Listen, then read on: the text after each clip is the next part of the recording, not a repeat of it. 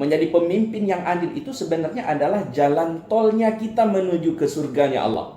Maka saya sering sampaikan sebenarnya Kak Meza, orang yang sudah diamanahkan menjadi pemimpin, tapi dia tidak berlaku adil, dia sedang merobek tiket ke surga. Keadilan itu harus dipraktekkan oleh semua kita, karena kita sesungguhnya kita ini semuanya adalah pemimpin. Kullukum ra'in, kata Rasul, semua kita adalah pemimpin. Dan menjadi seorang pemimpin itu adalah salah satu tugasnya bersikap adil terhadap apa yang dipimpin. Apabila keadilan ini tidak ditegakkan, sejatinya bukan hanya akan menghancurkan orang lain khususnya, tapi lebih tepatnya itu memang menghancurkan diri kita sendiri. Tidak berlaku adil bukan hanya merusak orang lain, tapi justru merusak diri kita sendiri. Katakanlah nih, misalnya seorang ayah yang memiliki beberapa anak putra-putrinya di rumah, kalau tidak bersikap adil, maka akan ada perang di rumah. Walaupun perangnya perang kecil-kecilan, perang kecil-kecilan antara adik kakaknya, abang adiknya di rumah. Kenapa? Nanti dibilang ayah nggak adil, abi nggak adil dan sebagainya. Di saat kita tidak berlaku adil, maka di saat terjadi ketidakstabilan dalam rumah tangga disebabkan praktek seorang ayah yang tidak adil dalam keluarganya, maka itu akan menghancurkan ayah itu sendiri. Mau tidur udah nggak nyaman, kepikiran anak, ada yang merasa tidak diperhatikan, ada yang dianggap yang dianaktirikan. Nah, itu kecemburuan itu sudah datang di saat terganggu kestabilan rumah tangga, maka seorang bapak di rumah akan sangat tidak nyaman, tidurnya tidak nyaman, dia bekerja kepikiran teringat ke anak di rumah dan lain sebagainya. Nah, kita karena tadi udah dibuka, misalnya ada seorang laki-laki yang beristri lebih daripada satu, dua, tiga atau empat, tapi nggak boleh lebih loh. Itu dua aja udah lebih Pak Ustaz. Itulah, maksudnya kalau seorang suami yang memiliki istri lebih dari satu tidak mempraktekkan keadilan, itu sebenarnya dia bunuh diri. Al-Quran sendiri sudah menyampaikan memang siapa yang mau menikah lebih dari satu, tapi kita kontennya bukan nikah, bukan poligami ya. Nah, misalnya ini memang dibolehkan dalam agama. Siapa yang mampu boleh menikah satu, fankihu ma tabalakum mathna wa thulatha wa ruba'. Tapi apabila kita khawatir tidak bisa berlaku adil, fa in khiftum alla ta'dilu fawahidah. Apabila kita tidak bisa berlaku adil, maka Al-Qur'an Allah menganjurkan satu aja. Kenapa? Kalau udah dilarang, kalau udah diberikan warning seperti ini, ada juga yang ngotot tapi dia tahu tidak bisa berlaku adil, itu dia bunuh diri. Berlaku tidak adil itu sebenarnya saya harus ulang berkali-kali, itu bukan mendolimi orang lain. Karena bukan aku berlaku. Enggak, kita enggak sedang mengerjain orang lain. Ini kita seorang katakanlah seorang suami. Ini saya enggak berlaku adil terhadap istri-istri saya yang punya istri lebih. Dia sedang tidak menzalimi istrinya sebenarnya, tapi dia justru sedang menzalimi dirinya sendiri. Seorang ayah sedang tidak berlaku adil misal untuk anak-anaknya. Dia ngomong, kan si kakak udah kena tipu dia, misal kita nggak kasih untuk adiknya. Kita sedang tidak menzalimi anak-anak kita, tapi justru kita sedang menzalimi diri kita sendiri. Seorang pemimpin, seorang kecil, seorang camat, seorang bupati, seorang gubernur, presiden dan lain sebagainya, kalau tidak berlaku adil, sejatinya dia sedang tidak menzalimi rakyatnya sebenarnya, tapi sedang menjerumuskan dirinya sendiri ke lubang kehancuran yang mengerikan. Al-Quran sudah menyampaikan, in ahsantum li anfusikum wa in asa'tum falaha. Engkau berbuat baik, sesungguhnya engkau sedang berbuat baik untuk dirimu sendiri. Begitu juga sebaliknya, kalau engkau melakukan ketidakadilan, menzalimi orang lain, sejatinya kita sedang tidak menzalimi orang lain sih, tapi sedang membuat bom waktu yang akan membunuh diri kita sendiri. Na'udzubillah. Makanya berbuat adil itu sebenarnya kunci kita untuk bahagia. Siapa yang bahagia? Kita selaku pelaku keadilan itu sendiri. Tapi keadilan jangan juga dipersepsikan sebagaimana yang difahami oleh anak-anak kita mungkin. Kan anak-anak kita memahami adil, kalau adik kakak kasih 50.000 untuk adik, untuk kakak juga 50.000. Bukan seperti itu. Keadilan itu profesional juga dia. Apa profesional ini? Misalnya kita sebagai seorang direktur perusahaan, dengan kerjanya sekedar padahal kerjanya ongkang-ongkang kaki aja, duduk di kursi yang empuk, ayun-ayun kaki mendang dari bunga teruk leho, tapi giliran bayar gaji itu dapat dipastikan gaji tertinggi direktur, walaupun kerjanya cuma ongkang-ongkang kaki. Sedangkan karyawannya kerjanya mungkin dari pagi sampai siang, bahkan sampai sore, bahkan lembur sampai malam, dapat dipastikan gajinya, honorariumnya di bawah direktur. Ini nggak boleh nggak boleh di demo nih oleh karena, oh ini kok bisa nih Pak Direktur ongkang kaki kerjanya tapi gajinya kok bisa gitu. Nah, itu nggak boleh diprotes. Itulah yang disebut dengan keadilan secara profesional. Karena kenapa? Kita digaji oleh dia. Coba kalau direktur nggak buat perusahaan, kita mau kerja di mana? Nah, itu profesional. Bukan makna gaji ini kerja sama lalu nanti bagi hasilnya sama dalam urusan bayar gaji. Bukan seperti itu. Profesionalnya. Nah, gimana maksudnya profesional? Ini kita sebagai geji misal. Ini ada orang yang memang harus diprioritaskan untuk dibantu. Walaupun ada ahli keluarga kita tapi tidak terlalu genting, maka prioritaskan yang memang harus diprioritaskan. Itu keadilan. Yang namanya kita menjadi seorang pemimpin pasti disorot ke sana sini. Nanti kita buat, jangankan buat salah. Yang benar pun kita buat, kalau seorang pemimpin tetap kita tong sampah, tong sampahnya masyarakat, artinya tetap dibicarakan negatif, dicibir. Nah, itulah resiko. Walaupun kadang-kadang dia hanya sekali membuat kesalahan, tapi kebaikannya itu yang anggap aja Kak Meza nggak ada kesalahan sama sekali. Jadi pemimpin, katakanlah jadi camat, jadi bupati, jadi apalah. Nggak ada salahnya, katakanlah misal nggak ada salahnya.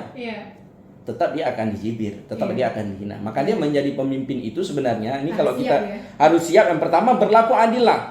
Karena kenapa? Allah membandrol seorang pemimpin yang adil itu nggak tanggung-tanggung.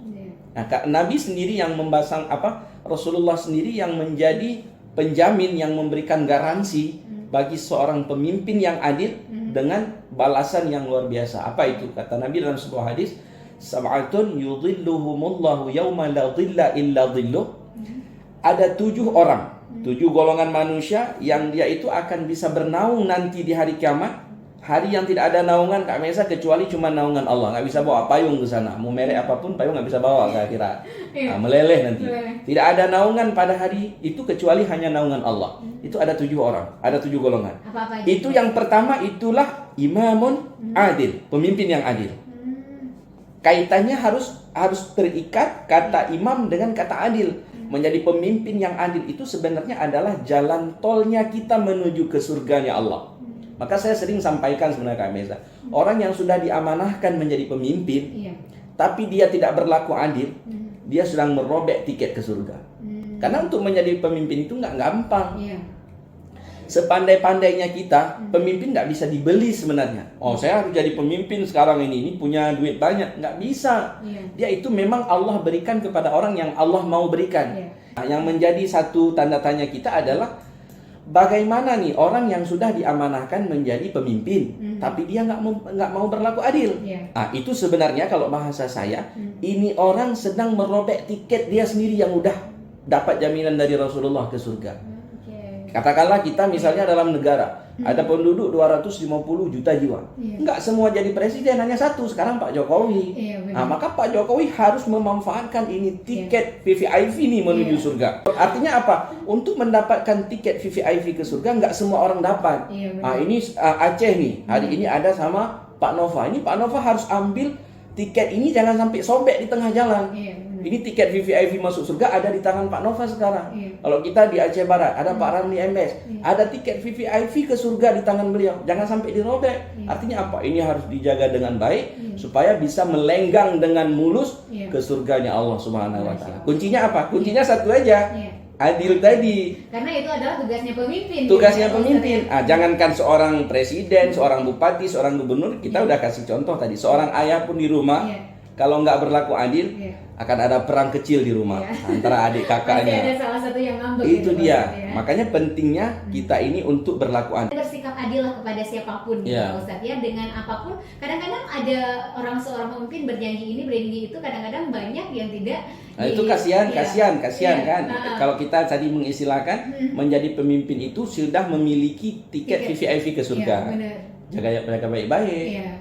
Karena kalau nggak dijaga, kita mau buat apa nih Kak Meza di dunia ini? Sehebat apapun kita, mau naik apapun, nggak dibawa mati sih. Iya benar. Nah, makanya ayat Allah udah diingatkan, in ahsantum ahsantum li anfusikum. Engkau berbuat baik ke orang lain, sesungguhnya engkau sedang berbuat baik untuk dirimu sendiri. Itu benar. Wa in asatum falaha. Iya. Engkau berbuat zalim ke orang lain, engkau tidak adil ke orang lain. Tunggu, Allah itu punya catatan yang pasti. Cepat atau lambat itu soal waktu. Iya. Hanya Allah yang tahu. Iya. Gitu ya. Ini kan untuk satu judul kita, keadilan. Iya.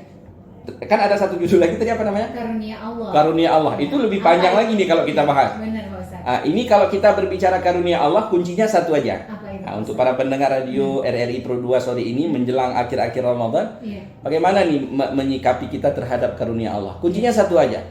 Bersyukur aja atas apa yang Allah beri. Benar. Udah, kita udah bahagia itu.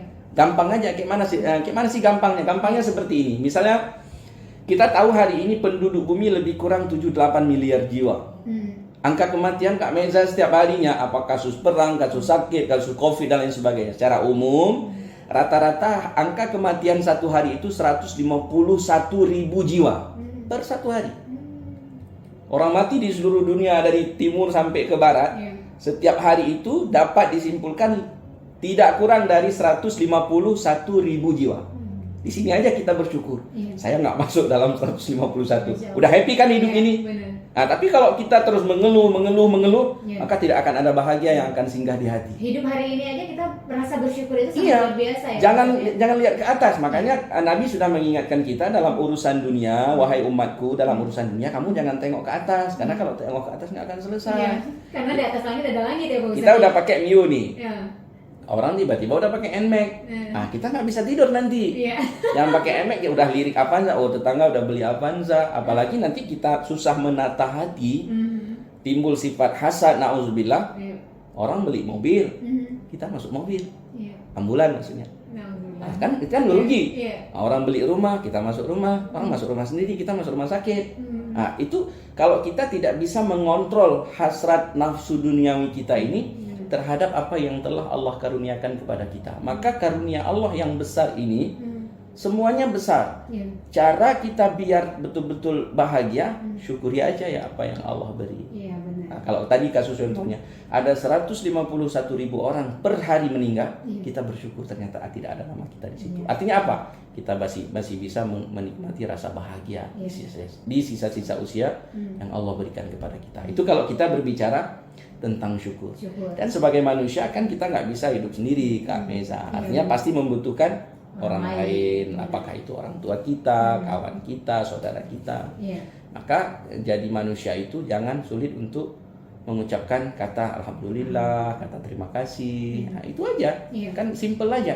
Karena orang yang tidak tahu berterima kasih, yang tidak bisa ucapkan terima kasih, yang tidak bisa berterima kasih pada Allah dengan alhamdulillah, man lam yashkurin nas lam yashkurillah. Siapa yang tidak bisa berterima kasih kepada manusia, sesungguhnya dia tidak bisa berterima kasih pada Allah. Itulah orang yang kufur nikmat. Maka kata Allah, la in kafartum la azidannakum wa la in kafartum inna 'adzabi lasyadid. Syukuri, saya tambah. Kau kufur, tunggu azab itu pedih. Nauzubillah.